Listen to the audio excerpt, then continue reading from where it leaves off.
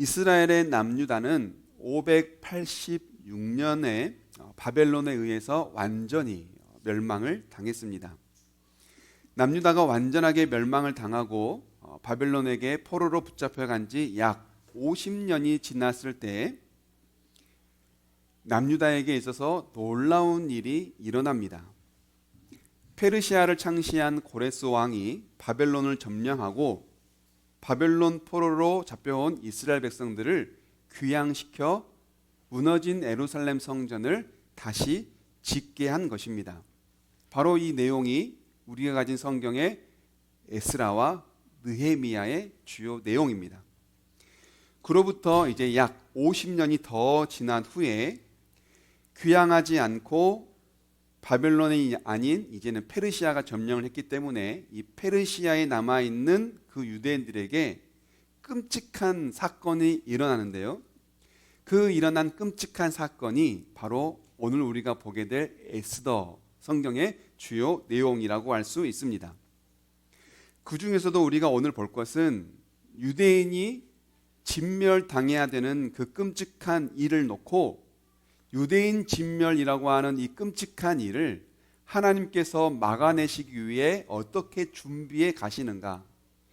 이스라엘의 진멸, 전멸이라고 하는 이 끔찍한 사건 앞에 하나님은 그들을 구원하기 위해 어떻게 그들을 준비해 가시는지, 하나님의 계획하심, 하나님의 일하심에 대해서 우리가 함께 나누고자 합니다. 남유다가 바벨론에게 멸망당한 지 이 100년이 지난 후, 바벨론에게 멸망당한 100년이 지난 후에는 크세르크세스라고 알려진 아하수에로라고 하는 이 왕, 우리가 가진 성경에는 아하수에로라고 이름이 적혀 있죠. 그 왕이 이 페르시아를 다스리고 있었습니다. 이 아하수에로 왕의 특징은요, 자랑하기를 좋아하는 사람이었어요. 그래서 자기의 부하, 그리고 자기의 권력, 자기의 부, 이런 것들을 자랑하기 위해서 잔치를 벌였는데요. 그 잔치가 자그마치 180일 동안 진행되었다라고 합니다. 여러분, 우리가 3일만 명절 보내도 힘들잖아요. 그런데 180일을 거대한 잔치를 벌였는데요. 이 잔치는 어떤 잔치냐면 당시 페르시아가 다스리는 나라가요 127나라였어요. 그러면 127나라의 모든 왕들을 다 소집하고 그 나라의 고위 관직에 있는 고위 사람들과 그 많은 귀족들을 다 초대하여 180일 동안 잔치를 벌였습니다. 이때 페르시아의 왕후였던 이 와스디라고 하는 왕후도 왕이 잔치를 벌이는 동안 귀족의 부인들을 위해서 또한 잔치를 벌입니다. 한참 동안 잔치를 기분 좋게 벌이고 있을 때에 아하수에로 왕이 기분 좋게 술이 취합니다.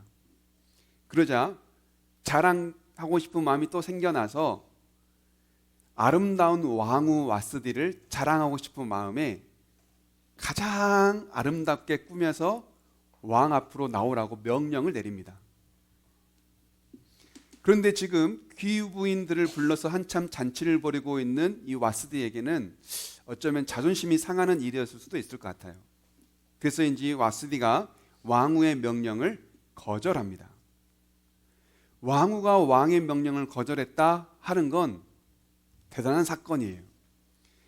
심기가 불편해진 아하수에로 왕이 법을 잘 아는 법의 관리들을 불러서 자문을 구합니다. 지금 이 와스디 왕후가 왕의 명령을 거절했어. 당신들이 보기에, 법을 잘 아는 당신들이 보기에 이 일을 어떻게 하면 좋겠어? 라고 상의를 한 거죠. 그러자 법의 자문위원들이 왕후 와스디를 폐위시키자고 다 입을 모아 말합니다. 왜냐하면 이 일을 그냥 넘겨두면 또다시 왕후가 왕의 명령을 어길 일이 일어날 것이고, 자꾸만 그 일이 반복되어지면 이 나라의 남자들의 기세가 꺾일 겁니다. 그러니 이 일을 토대로 해서 남자들의 기도 세워주고 왕의 기도 세우는 계기가 되게 하십시오. 그래서 왕후를 폐위시키십시오 라고 입을 모아 말한 거예요. 결국 이 일로 인해서 페르시아의 왕후였던 와스디는 폐위를 당하고 맙니다. 이게 바로 에스더서 1장 내용이에요. 그렇게 폐위가 된 이제 왕후를 새로 뽑아야 되지 않겠습니까? 그래서 왕후 선발 대회를 엽니다. 이 왕후 선발 대회 후보자로 나간 사람 중에 한 명이 바로 에스더예요. 결국 에스더를 보고 너무나 아름답게 여긴 이 아하수에로 왕이 에스더에게 왕관을 씌워줍니다. 폐위된 왕후의 자리에 에스더를 왕으로 앉힌 거예요. 그런데 여러분, 에스더가 왕후가 된 사건보다 더 놀라운 일은 뭐냐면 에스더가 왕후가 됨으로 통하여서 하나님은 유대인 진멸이라고 하는 끔찍한 사건을 막게 하셨다는 겁니다. 그러니까 이 에스더가 왕후가 된 것은 단순한 우연이 아니라는 거예요. 그리고 에스더가 왕후가 되기 위해 그 전에 왕후였던 와스디가 폐위된 것도 그냥 우연이 아니라는 겁니다. 생각해 보세요. 에스더는 포로민입니다. 신분이 포로예요. 그런데 포로가 왕후가 되었다라고 하는 건 대단한 일이지 않습니까? 그런데 이 에스더가 포로의 신분을 가지고 왕후가 되었다라고 하는 건 단지 그냥 행운적인 일, 인생의 역전을 이야기하는 게 아니라는 거예요. 이거는 그냥 우연한 일도 누군가의 인생이 역전된 위인전의 이야기도 아니고 이 모든 것은 하나님의 구원 계획에 일어난 하나님의 위대한 계획이자 하나님의 섭리였다라는 거예요. 우리가 함께 보게 될 이 에스더서의 특징 중 하나는 뭐냐면 성경에 기록되어진 책임에도 불구하고 하나님에 대한 이야기가 전혀 나오지 않는다는 겁니다. 하나님의 은혜, 하나님의 구원 또는 하나님이 말씀하시기를 이런 용어가 단 한 번도 등장하지 않아요.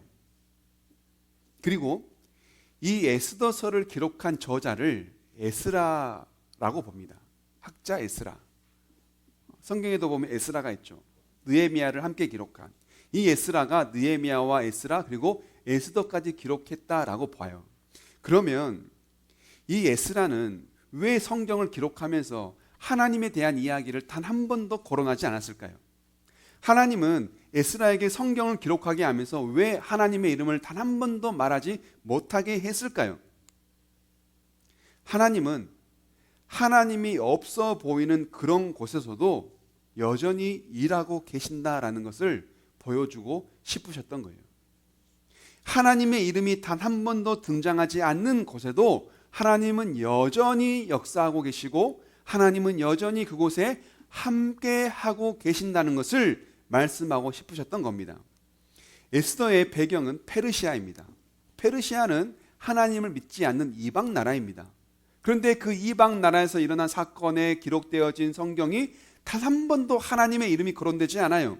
이 이야기로 봤을 때는 이게 과연 성경책인가 싶을 만큼 그런 책이에요. 그런데 그런 성경책 내용에도 여전히 하나님이 그들과 함께하고 계시며 여전히 하나님이 그들의 역사 가운데 일하고 계신다는 것을 하나님은 계속해서 이 사건들이 진행되어진 내용들을 통하여 말씀하고 계신다라고 하는 겁니다. 더군다나 페르시아의 왕, 당시 아하수에로 왕은 어떤 사람입니까? 잔치를 180일 동안 벌여요. 자기의 부와 권력을 자랑하고 싶어서 심지어 자기 왕후도 자랑하고 싶어서 자랑하기를 그만큼 좋아했던 사람이에요. 흥청망청 살며 자기 자랑을 좋아하는 그런 미련한 왕의 나라가 바로 이 페르시아이지 않습니까? 그런 나라에 어떻게 우리가 하나님이 계신다라고 말할 수 있겠어요? 거룩하신 하나님이 그런 거룩하지 않은 나라에 계시다니요 라고 우리는 생각할 수 있지만 아니요. 하나님은 그 가운데서도 일하고 여전히 그들을 사랑하고 돌보고 계신다는 것을 말씀하고 계시는 거예요. 그래서 에스더서에 나오는 왕후가 폐위된 이런 우연 같은 사건, 왕후가 폐위되고 에스더가 왕이 된 이런 우연 같은 사건, 이 사건으로 말미암아 진멸당할 유대인이 목숨을 건져 구원당한 사건, 이 사건은 그냥 우연이 아니라 하나님의 계획이다라고 하는 것을 말하는 게 바로 이 에스더 성경의 가장 중요한 특징인 겁니다. 에스더서의 특징은 뭐다? 우연이 아니라 계획이다. 따라 한번 따라해 보시죠. 우연이 아니라 계획입니다. 그렇습니다, 여러분. 우리 삶에도 때로는 이게 우연인가? 이건 행운이야. 나에게 찾아온 우연의 행운이야 라고 생각할 수 있지만 아니요. 우리 삶의 많은 부분들은 아니요. 모든 삶은 다 하나님의 계획 안에 이루어진 삶임을 믿으시기를 바랍니다. 이와 비슷한 성경책이 있어요. 바로 뭘까요? 룻기입니다. 룻기. 잘 보지 않은 성경이죠. 너무나 짧고 별 내용이 없어 보이는 책이기 때문에 그렇습니다. 그래서 에스라처럼 이 에스더처럼 등한시되었던 성경책 중에 하나가 바로 이 룻기예요. 룻기는 어떤 책입니까? 룻이라고 하는 이방 여인이 남편이 죽고 없는 상황에도 시어머니를 따라와 끝까지 시어머니를 모신, 그것도 남편의 고향에서 시어머니를 모신 효녀 이야기가 바로 이 룻기이지 않습니까? 그래서 이 룻이 복을 받았을까요? 남편이 죽고 없이 시어머니를 모시며 남편의 고향에 돌아와 살 때에 이스라엘의 유력한 자, 이스라엘의 부자였던 보아스를 만나 결혼을 합니다. 인생이 역전돼요. 여러분, 우리는 이런 이야기를 보면 룻도 기분이 좋아, 룻도 행운이 좋아, 이렇게 우연적으로 가난한 삶이 보아스라고 하는 부자를 만나 삶이 변화됐구나, 역전됐구나, 이건 우연이야, 이건 행운이야 라고 말할 수 있지만 룻기 역시 그냥 행운을 말하는 게 아니에요. 그냥 우연을 말하는 게 아닙니다. 보아스와 룻 이 사이에서 태어난 자손들이 누구의 조상이 되나요? 다윗의 조상이 됩니다. 그리고 누구의 조상이 돼요? 예수 그리스도의 족보가 돼요. 여러분, 이 룻의 인생을 우리가 어찌 우연이라고 말할 수 있겠어요? 룻이 보아스를 만나 결혼한 걸 어찌 우리가 행운이고 그냥 우연이라고, 인생 역전이라고만 말할 수 있겠어요? 그렇지 않다는 거예요. 이것은 누구의 계획이다? 하나님의 계획하심이다 라고 하는 겁니다. 이처럼 하나님은요, 한 치 앞도 내다볼 수 없는 이 어두운 상황, 고난과 역경의 상황, 인생 끝났다라고 말하는 그런 상황 속에서도 하나님은 여전히 함께하고 계시고, 하나님은 여전히 일하고 계시며, 하나님은 여전히 자기의 백성들을 돌보고 계신다는 겁니다. 이게 바로 에스더서에 우리가 깨달아야 될 하나님의 말씀인 거예요. 여러분, 그렇다면 우리는 이 에스더의 전말적인 내용을 통하여 무엇을 깨닫게 됩니까? 중요해요. 무엇이 중요하냐면 어디에 있느냐가 아니라 어떻게 사느냐가 중요한 겁니다. 한번 따라해 보시죠. 어디 있느냐가 중요한 것이 아니라 그곳에서 어떻게 사느냐가 중요하다. 그렇습니다, 여러분. 이 에스더서를 통하여 우리에게 깨닫게 하시는 하나님의 말씀은 어디 있느냐가 중요한 것이 아니라 그곳에서 어떻게 하나님을 믿으며 사느냐가 중요하다는 걸 우리에게 깨닫게 하시는 거예요. 왜냐하면 하나님은 한 번도 우리를 떠난 적이 없기 때문에 그렇습니다. 그 칠흑 같은 어둠, 정의가 없어 불의가 정의를 삼켜버린 그런 곳에서도 하나님은 여전히 계시고, 하나님은 여전히 그곳에서도 우리를 돌보시고 계시기 때문에 우리는 나와 함께 하시는 그 하나님을 바라보며 이곳에 있는 것을 내가 절망하고 이곳에 있는 것을 후회하고 개탄스러워할 것이 아니라 이곳에서 그러면 내가 어떻게 살 것인가를 찾아내는 것이 우리가 해야 될 노력이라고 하는 거예요. 여러분, 좋은 환경, 좋은 상황만 우리에게 주어지면 얼마나 좋습니까? 그런데 안타깝게도 우린 너무나 잘 알아요. 좋은 환경, 좋은 상황만 있는 것은 이 세상에 단 한 곳도 없어요. 사람 사는 세상은 다 힘든 일이 반복됩니다. 사람 사는 세상은 천국이 아닙니다. 하나님이 다스리는 나라가 천국이잖아요. 우리가 사는 이 세상에는 그렇게 좋은 환경, 그렇게 좋은 상황만 있지는 절대 아닙니다. 그러니 우리에게 중요한 건 뭡니까? 어디에 있느냐가 중요한 것이 아니라 어떻게 사느냐가 중요한 겁니다. 고난과 역경 중에도 지혜를 가지고 때로는 부드럽고 때로는 현명하게, 그리고 때로는 따뜻하게, 또 때로는 온순하게 그 상황들을 잘 버티고 이겨내는 게 지혜예요. 그게 하나님을 믿는 사람의 모습이라고 하는 겁니다. 그게 바로 에스더의 모습이에요. 에스더의 신분은 포로민입니다. 왕후가 되기는 했지만 왕은 여전히 변덕스럽고 악덕한 왕이에요. 술과 여자와 유흥을 좋아합니다. 그리고 자기 자랑을 좋아하는 재수덩어리 왕이에요.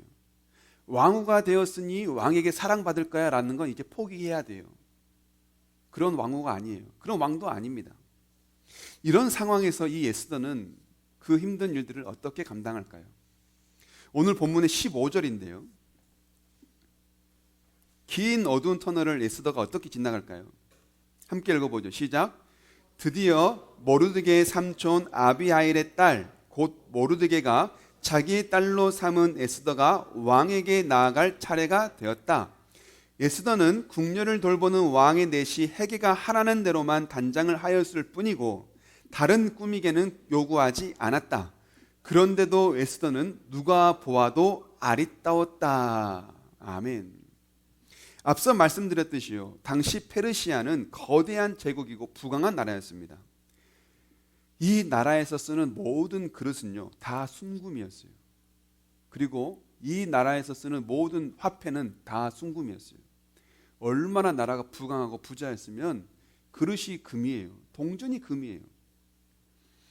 그래서 이 나라는요 사치와 유흥을 좋아했습니다. 쾌락을 추구하는 나라였어요. 에스더서 2장에 보면 이제 이 왕후 후보들을 모아서 왕후를 뽑는데요, 그 왕후를 뽑는 과정이 너무나 사치스러워요. 굳이 이렇게까지 왕후를 뽑아야 되나 할 만큼 사치스러워요. 왕후를 선발하기 전 1년 동안 준비하는데요, 온갖 기름을 다 바릅니다. 온갖 화장품을 다 발라요. 몸에 좋은 것, 피부에 좋은 것, 가장 예뻐 보이는 것은 치장할 수 있는 건 다 치장하고 바를 수 있는 건 다 바르는 것이 이 1년 동안 다 해요. 그리고 나서 이 왕후 후보가 왕에게 나아갈 때 저 왕에게 나아가야 되니 내가 꾸밀 수 있는 것들을 주십시오 하면 요구되는 것만큼 뭐든지 다 지원해줘요. 그러니까 가장 예뻐 보이게, 가장 아름다워 보이게 왕에게 나아가 선발될 수 있도록 모든 것들을 전폭적으로 지원해주며 왕후를 뽑습니다. 그런데 이제 에스더 차례가 된 거예요. 이제 에스더가 이 왕후의 후보로서 왕에게 나아갈 차례가 이제 온 겁니다. 자기 차례가 되었을 때 이 에스더는 어떻게 했냐면 15절을 다시 한번 보세요. 모든 것들을 다 가지고 치장하고 꾸밀 수 있는 그때에 왕후의 후보들을 관리하는 이 해계라고 하는 내시가 하라는 것만 딱 해요. 그리고 그 다른 것을 더 이상 요구하지 않습니다. 다른 왕후의 후보들은 이것 달라 저것 달라 요구하는 게 많았는데요, 이 에스더는 아무것도 요구하지 않고 해계가 하라는 것만 딱 꾸미고 에스더가 이제 아하수로 왕에게 나아갔던 거예요. 그런데요, 에스더는 누가 보아도 아리따웠다. 하라는 것만 해도, 기본만 해도 아리따웠다. 사치를 좋아하고 모든 것들을 치장하기 좋아하는 그 문화 속에서 뭐 한 거예요? 절제한 거예요. 이 절제됨 속에 에스더는 지금 하나님의 인도하심에 끌려가고 하나님의 인도하심에 순종함에 따라가고 있는 에스더의 삶의 모습을 우리가 엿볼 수 있습니다. 결국 어떻게 될까요? 오늘 본문의 17절입니다. 함께 읽어보시죠. 시작. 왕은 에스더를 다른 궁녀들보다도 더 사랑하였다.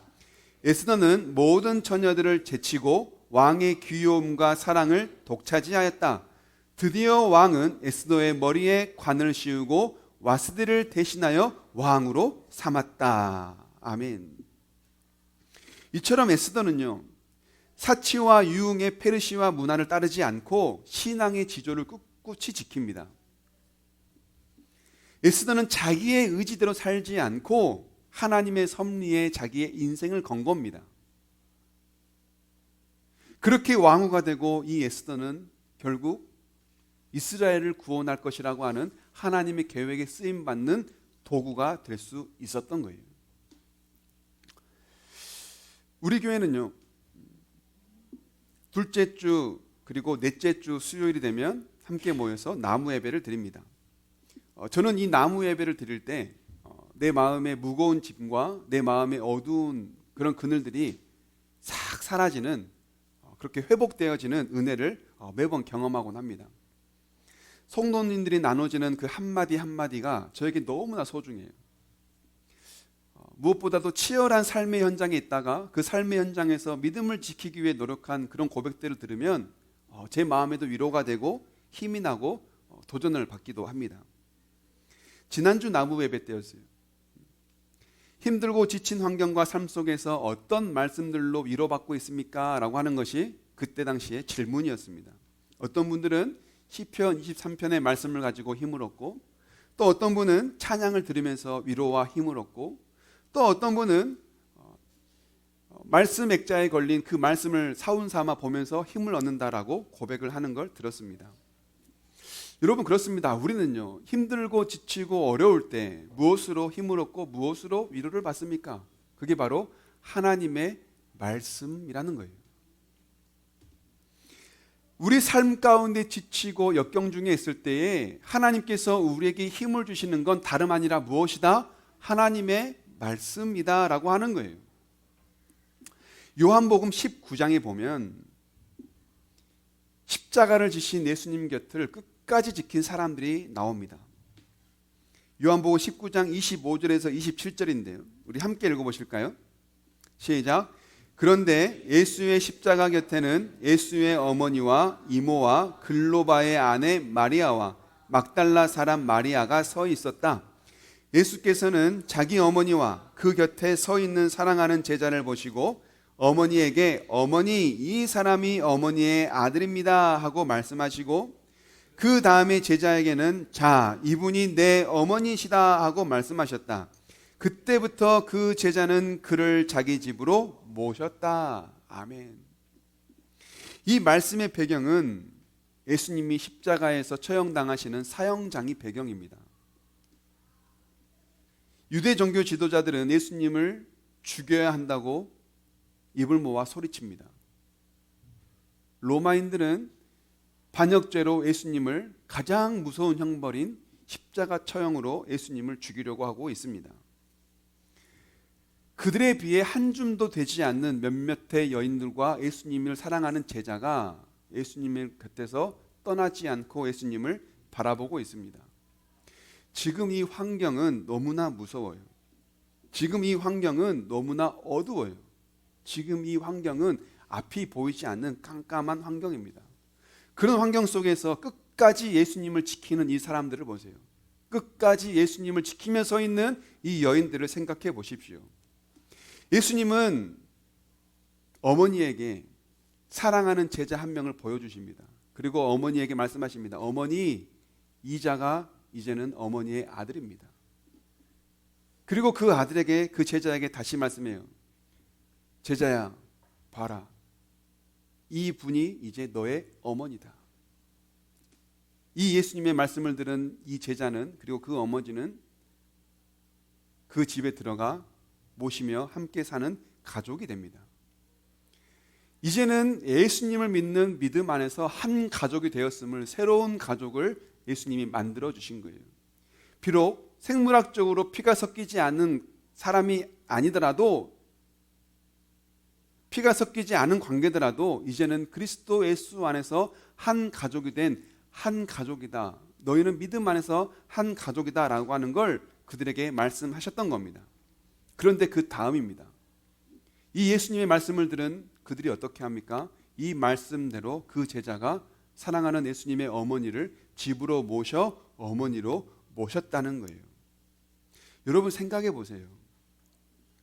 모든 제자들은 다 예수님을 떠나고 없습니다. 예수님은 십자가에 못 박혀 죽으시는 사형 현장입니다. 너무나 무섭고 너무나 암울한 상황이에요. 어딜 봐도 여기서는 하나님이 계시지 않는다라는 판단을 가지고 많은 사람들이 다 떠났어요. 여기는 하나님이 안 계셔. 예수는 하나님의 아들이 아니었어. 모두가 다 예수님을 버리고 떠났어요. 그런데 그런 칠흑 같은 어두운 상황, 예수님이 십자가에 못 박혀 죽으시는 그 상황 속에서도 끝까지 예수님 곁을 지키고 서 있는 그들을 한번 생각해 보십시오. 그들이야말로 예수님의 참 제자요, 예수님의 참 가족이지 않겠습니까? 시편 119편 109절에서 110절은 우리에게 이렇게 말씀하고 있습니다. 우리 함께 읽어보실까요? 내 생명은 언제나 위기에 처해 있습니다만 내가 주님의 법을 잊지는 않습니다. 악인들은 내 앞에다가 올무를 놓지만 나는 주님의 법도를 벗어나지 않습니다. 아멘. 나는 위기에 처했지만 하나님의 법을 잊지 않습니다. 내 원수들이 내 발 앞에 올무를 쳐놓지만 나는 하나님의 말씀만큼은 잊지 않겠습니다라고 고백합니다. 불의가 정의를 삼키는 상황 속에서도 불의가 공경해지고 불의하게 공경해지고 불의하게 악을 당하고 불의하게 해를 입는 그런 상황 속에서도 결코 하나님을 떠나지 않겠다고, 결코 하나님의 말씀을 떠나지 않겠다는 이 고백을 한번 생각해 보십시오. 왜 이 시편의 저자는 그런 무고한 희생을 당하고 있는 상황 속에서도 하나님을 떠나지 않겠다고, 하나님의 말씀을 잊지 않겠다고 고백하는 걸까요? 그 다음에 50절인데요. 시작. 주님의 말씀이 나를 살려주었으니 내가 고난을 받을 때에 그 말씀이 나에게 큰 위로가 되었습니다. 그래요, 여러분. 지금 이 시편의 기자는 무고하게 희생을 당하며 죄 없이 원수들에게 죽임을 당할 위기에 처해 있지만 그런 억울한 상황 속에서도, 그런 어두운 상황 속에서도, 그런 공경과 그런 어려움을 처한 상황 속에서도 하나님 말씀을 떠나지 않겠다라고 고백하는 이유는 그 말씀이 이 시편 기자에게 위로가 되고 힘이 되었기 때문임을 고백하고 있는 겁니다. 하나님은 우리 생각에 계시지 않은 것 같은 그런 상황 속에서도 항상 곁에 계십니다. 하나님은 내 마음을 모르는 것 같아도 하나님은 우리 마음을 다 알고 계세요. 하나님은 나를 잊으실 것 같아도 단 한 번도 나를 잊지 아니하시고 항상 생각하고 계신다는 거예요. 하나님은 에스더에게 그러하셨듯이 이방 여인 룻에게도 그렇게 하셨듯이 심지어 자기의 아들이 십자가에 못 박혀 죽는 그 현장에서도 그러하셨듯이 계시지 않아 보여도, 없는 것 같아도, 하나님이 모르고 있는 것 같아도 항상 함께하고 계시고 항상 지키시며 항상 돌보시는 분이심을 우리에게 말씀하고 계시는 겁니다. 그러면 여러분, 그런 하나님을 믿는다면 우리는 어떻게 해야 됩니까? 그런 하나님을 믿는다면 우리는 어떻게 살아가야 될까요? 어디에 있느냐가 중요한 것이 아니라 그런 상황 속에서 어떻게 이 믿음을 지킬 것인가를 놓고 살아가야 된다는 거예요. 왜냐하면 하나님이 우리와 함께 계시기 때문입니다. 말씀을 맺겠습니다. 에스더를 생각해 보세요. 왕으로서 후보가 되어 이제는 왕 앞에 나아가야 되는 그 상황 속에서 다른 것으로 예뻐 보이려고 하지 않고 또는 내 방법으로 왕후가 되겠다고 고집 피우지도 않고 하라는 대로만 순종하며 나아가는 그 모습을 한번 생각해 보십시오. 하나님의 이끌림에 자기의 삶을 내어 맡긴 것이지 않겠어요?